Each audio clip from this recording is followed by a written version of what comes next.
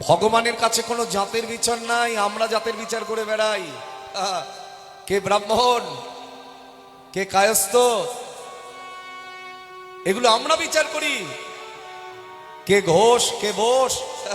ভগবানের কাছে পদবীর কোনো মূল্য না। সনাতন ধর্ম যা ছিল, যা আছে, যা থাকবে। তুমি হয়তো ছিলে না, আমিও হয়তো ছিলাম না, হয়তো কোনো জন্মের কোনো সুকৃতির ফলে এখানে হয়তো মানুষ হয়ে এসেছি। আবার মানুষ হয়ে আসবো কিনা তার কোনো গ্যারান্টি নাই। বলতে পারবেন বুকে হাত দিয়ে আবার মানুষ হব? ভগবান যদি প্রশ্ন করেন, হ্যাঁ রে, একবার তো তোকে মানুষ করে পাঠিয়েছিলাম, তুই আমার জন্য কি করেছিস?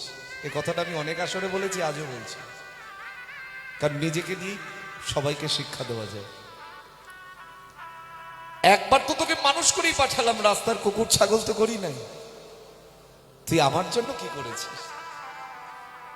সেদিন বড় অসহায় লাগবে বাবা। শুধু এটুকুই বলতে হবে, প্রভু দিয়েছিলে তুমি সবকিছুই, কিন্তু আমি অথম, আমি তোমায় কিছু দিতে পারি না। তুমি আমাকে জিততে পাঠিয়েছিলে, কিন্তু আমি নিজেই নিজের কাছে হেরে গেছি।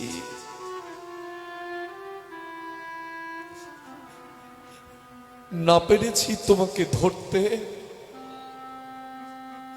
না পেরেছি তোমাকে ছাড়তে।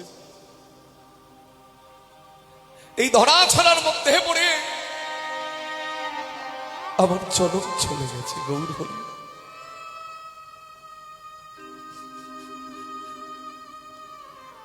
তাই একবার যখন তুমি মনুষ্য কুলে জন্ম দিয়েছ,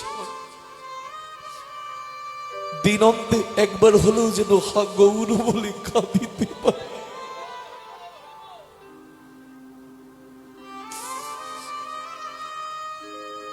সনাতন ধর্ম রক্ষার দায়িত্ব শুধু মহাপ্রভুর একার নয়, সনাতন ধর্ম রক্ষার দায়িত্ব আপনার আমার সকল। মহাপ্রভু অপ্রকট হবার পরে, অপ্রকট মানে লীলা যখন অতীত হয়ে যায় তখন তাকে বলা হয় অপ্রকট। প্রকট, অপ্রকট। লীলা যখন বর্তমান থাকে তখন তাকে বলা হয় প্রকট। তো মহাপ্রভু অপ্রকট হবার